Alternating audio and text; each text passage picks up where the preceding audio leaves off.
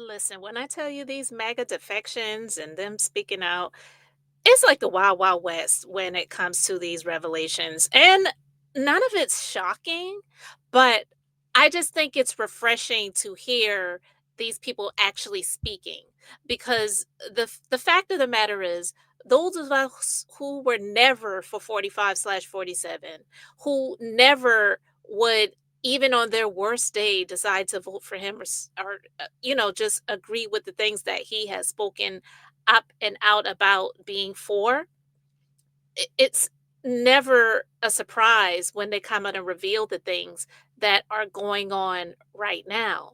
And Marjorie Taylor Greene, she was one of his loudest defenders for years. She even said it out of her own mouth that she voted for the things that he was for 98% of the time. So she's finally admitting what most of us already knew. Loyalty to him is a one-way street. So she's pretty much saying he, in not so many words, even though she didn't reveal the text message that he sent to her in response when she was asking for help to call off the dogs that are coming after her because she was receiving threats on her life and her son, her family, their business. Go to hell. So let's get into what she revealed, guys.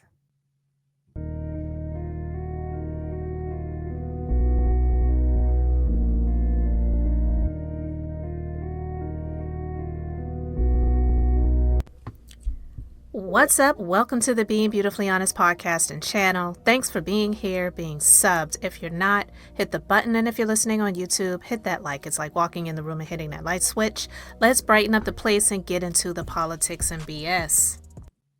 So we've got MTG here, and she's going on these platforms, which ironically are platforms that when she was 100% 10 toes and 10 fingers, palms, and soles of the feet down for 45/47, she never would have went on. Now she's going on these platforms as she's on her way out in a few weeks. And you see her sitting here smiling on CNN. It's just so funny to me. But let's break it down because she spent years keeping for the clown, defending him through every scandal, controversy, and meltdown.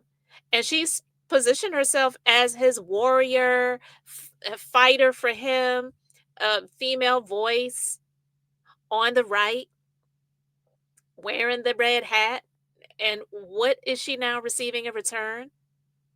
According to her own words, absolutely nothing, or what's worse, being thrown under the bus and pretty much called a traitor and being told go to hell when she's requesting support and help because she's asking them to call off the attack dogs that come after people that are loving Christians, right? When you go against them, then they want to try to come after your life and scare the hell out of you. But let's get into what she revealed. Is now live for her first CNN interview since announcing her plans to resign from the House of Representatives. Congresswoman, thanks very much for coming in. Lots going on. This is Pamela Brown, not Pamela Greene. Just want to make that clear. And she has a beautiful name. She has a beautiful name. Thank you. I'm proud of my last name. That's right. And your name is Greene, not Brown. That's right. I want to be precise. In addition to what we just heard there, President Trump posted yesterday that you are, quote, and I'm quoting him now, not America first or MAGA, and your, quote, new views are those of a very dumb person. That's the President of the United States speaking about you. What's your response to these latest attacks? Well, actually, Wolf, I feel very sorry for President Trump. I genuinely do. It has to be a hard place for someone that is constantly so hateful and puts so much vitriol, name calling, and really tells lies about people in order to try to get his way or win some kind of fight. And I think that's exactly what's wrong in America today. That's what's wrong in this toxic political environment that has ripped our country apart. And you were standing up for him when he was doing that shit for years. He came straight out the gate, coming down that escalator in 2015, immediately starting this shit. And it has been 10 years of nonstop what she just described. So that's why a lot of people don't have any respect for her at this point in time. Now, I'm all here for her speaking out. Absolutely. But it doesn't mean that I am going to support her because There's nothing new about him except he's older and he's colder. But he has been this way for years. This is who he is. And I personally think that that's poor leadership from a president. It's a very bad demeanor, and Americans are very tired of it. And unfortunately, I also am concerned because I don't think the president's team nor the speaker have told the president about the legislation that I've introduced, that actually much of it directly, literally aligns with the agenda that he campaigned on. I campaigned on in 2024. Many of my bills are actually his executive orders in legislative form. And if the speaker would pass my bills, if the President Trump were to sign them into law, guess what? His executive orders, which make him literally a temporary president, his executive orders, which are my bills, would become law. Lord, let it be. A very temporary president. Let's continue to speak that into existence. That would become permanent. And so I think it's very unfortunate. Because when I hear him talk like that about you and insult you and attack you like that, I worry about your security and your family's security. And you've been getting some increasing threats, right? Yes, and that's what I take so seriously. I, as a Christian, I'm not angry at the president. It's easy for me to say a prayer for him and forgive him. But the part that I have had a very hard time with is the fact that he called me a traitor. And because of his words, that brought serious threats against myself and my family. We had a pipe bomb threat on my home, a pipe bomb threat on my family construction company and staff, and had multiple pizza doxings. But the serious one was the direct death threats on my son. And I think that goes beyond anyone's arguments or disagreements or politics. All of our children and our family's safety should matter to anyone, no matter if they're mad at us or disagree with us. I think that should be something we respect. And that's the part that pisses me off the most. And quite frankly, even though she's trying to sit here and act all loving and Christian and I forgive and it's an easy thing for me to do, this is stuff that he has conjured up, and she has been willingly standing by that when those representatives, well, the representative and spouse, their lives were taken, and the other two in Minnesota, their lives were not taken, but they were assaulted by that Looney Tune who is, I believe, still in custody awaiting a trial. And I believe he pled not guilty. A Bible-toting MAGA Christian, allegedly, took those people's lives and assaulted the others, and then had a laundry list of other Democrats that he was coming for. I didn't hear it come out to wish condolences for them, for their families, and all of the other people that have been dealt so viciously by this cult of MAGA, of Trump, because it's not even politics. This stuff is dangerous and it's disgusting. But when it affects her home, then she's upset about it. And then he goes on to show you how much he cares about you and your safety, because he doesn't. You told President Trump about this. Can you tell us a little bit more about what his reaction was to these threats? Yeah, it was shocking to me. I sent those death threats directly to him in a text message and informed him of what his name calling and words were doing, the direct result. And it was a direct assassination threat on my son. And he was extremely, I won't repeat what he said, but it was extremely unkind. No sympathy, no care. I'm just wondering, obviously it would be good to hear what he said, but do you feel like you were duped? I mean, as you reflect on this moment and these attacks against you, you have been such a staunch supporter and ally of President Trump. Do you feel like you were duped by him?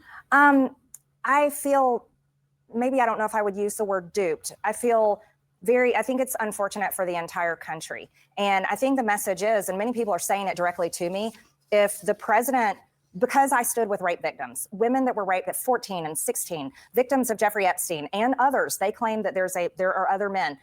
Because I chose to stand with them, that's what caused the president that I fought so hard for to get elected. That's what caused him to call me a traitor. And I think what many people are saying to me is, if he would do this to you, he would do that to any of us. And that's what he's been doing the entire time. This is nothing new. I'm not even going to play the rest of this, guys. I will put the full link in the description box if you want to go and check it out. But here's the situation when it comes to this creep that she has been supporting all of this time.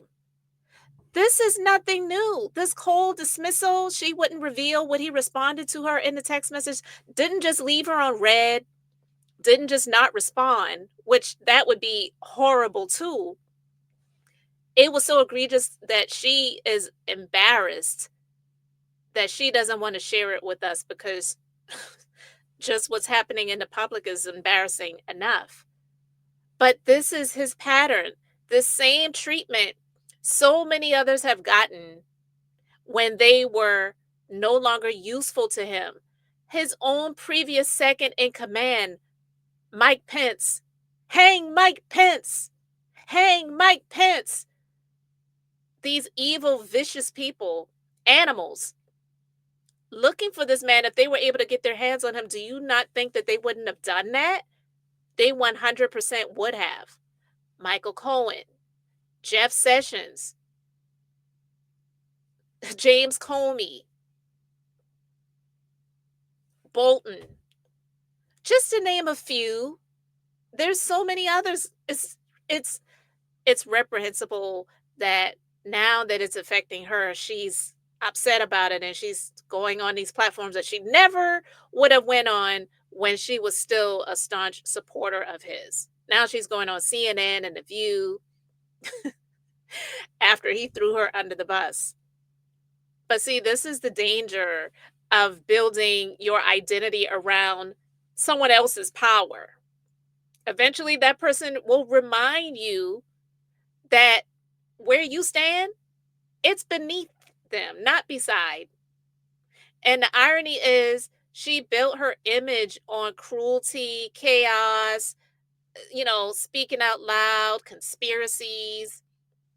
And now she wants sympathy because the monster she fed has finally bitten her. And so we got to talk about the consequences of this loyalty to someone who has never showed any to anyone. And the pattern of the horrible things that have surrounded him, and to not question at all for power and for position, is disgusting. And I don't want no parts of it, but I wanted to talk about it. I want to know what you guys think. It's not funny what is happening to her, but it is laughable that she actually expected loyalty from a lunatic. He's not he's not loyal to his own body. He's been feeding himself crap for all of these years, and you think he cares about you? Never has and never will. So I want to know what you guys think. Let me know your thoughts in the comments. Thanks for being here, liking, and subscribing. I'm Beth, just being beautifully honest. So until next time, I wanted to keep it brief, beautiful, and now I'm going to say bye.